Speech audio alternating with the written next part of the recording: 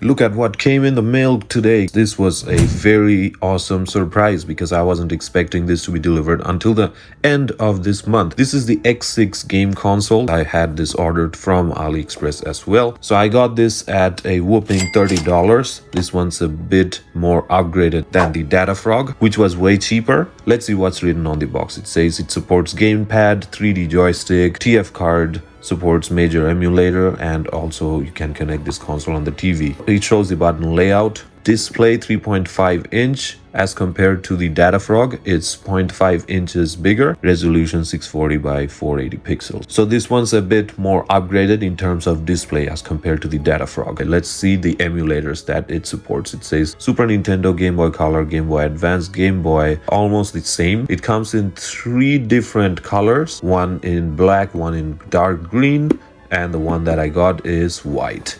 Let's open this up. This is what the console is.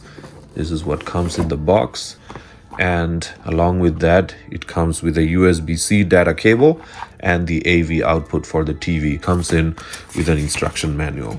Very light, and here's the console. If you take a look at this kind of resembles the Anbernic RG35X, and it's very light. Buttons doesn't feel tacky. If you take a look at this, button quality doesn't feel rough. The feel of the D-pad, this one is a lot more softer on the fingers as compared to the Data Frog, because look at this. If I press these two, you need to push it a bit more hard as compared to this one. Definitely is not going to feel not too hard on the fingers on prolonged gameplay sessions. It has 2 analog sticks, and the analog sticks more or less the same. Both build qualities are great. This one is mono speaker and this one is the speaker outlet. We got the volume up and down button here, power button, and we got 2 shoulder buttons as well, which is very nice on the fingers. Here is where our SD card goes in. Let's see how smooth it is, and it's 32 gigabytes. I think this should be more than enough to get a decent gaming experience and a decent library of games. We're going to take a look at how many games it comes in preloaded with. Alright, so we're going to turn this console up. The X6 Vertical Handheld is a budget-friendly retro emulation device that comes under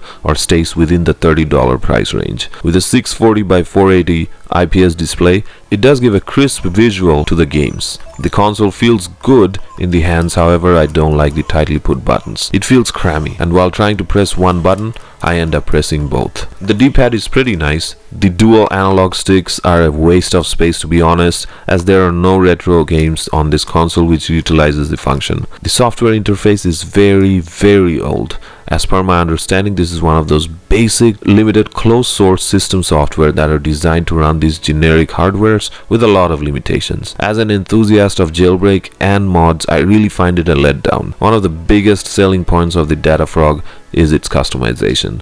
That is why I felt so great when I was playing and testing the console. I tried to add a ROM, it gives this error. I tried to add another ROM, it gives a message. I tried several different ROMs of Mega Man X2, same error. I tried the European version of Alien Soldier for Genesis, it gave a region code error.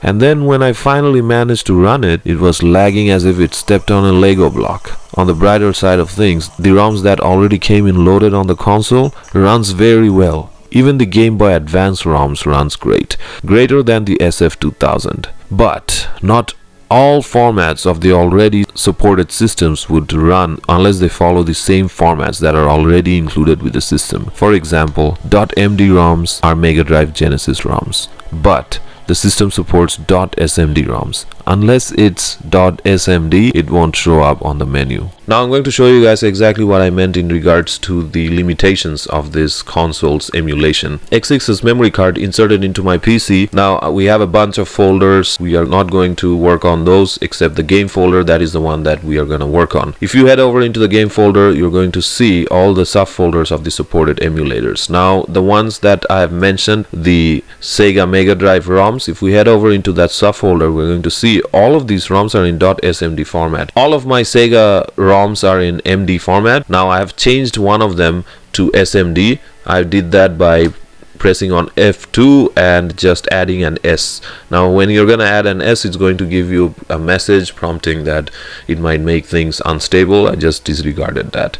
Along with the modified ROM, I have the .md format ROM as well, so I've copied both of them inside the SMD folder. Along with that, I also have another subfolder named MD, and all of these contents inside the subfolder are .bin format. This is also a Sega emulator. I copied both the ROM files into this subfolder as well. We're going to do a test run and see what's going to happen for both these emulators. Along with that, if you want to number them chronologically, you're just gonna have to edit and add in the number just like this in the same format. Alright, let's jump into the X6 console. Let's start with the MD, which is the Mega Drive ROMs. If we head over to the bottom of the list, you're going to see only one of the ROMs are showing up, which is Rambo 3. This is the one that we modified. We changed the extension to SMD. Along with that, we copied Batman, but Batman is nowhere to be found. And if we head over to the SMD emulator as well, I don't know the significance of separating the emulators because they are both literally the same system. Anyways, we're gonna head over to the bottom of the list.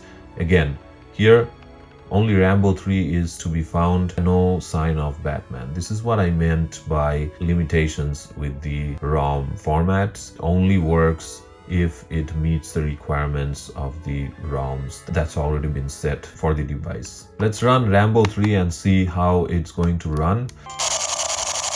Okay, so this game is not lagging. You can configure the button mappings. Sometimes it's going to work, sometimes it's going to be buggy. It's like taking a leap of faith, just like Assassin's Creed.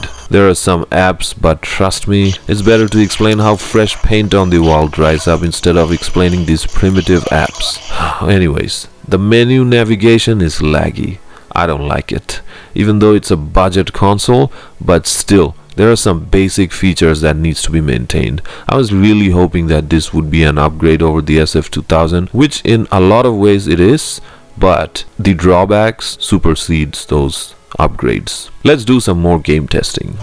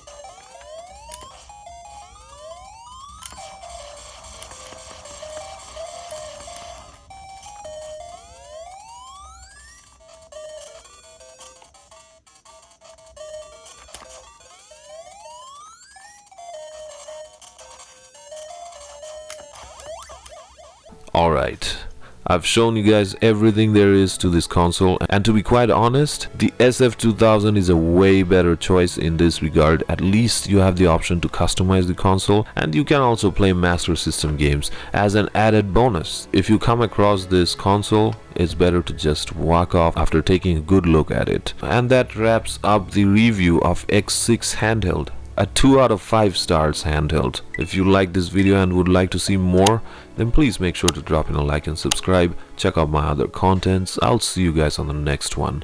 Dr. Brute 7 signing off. Peace.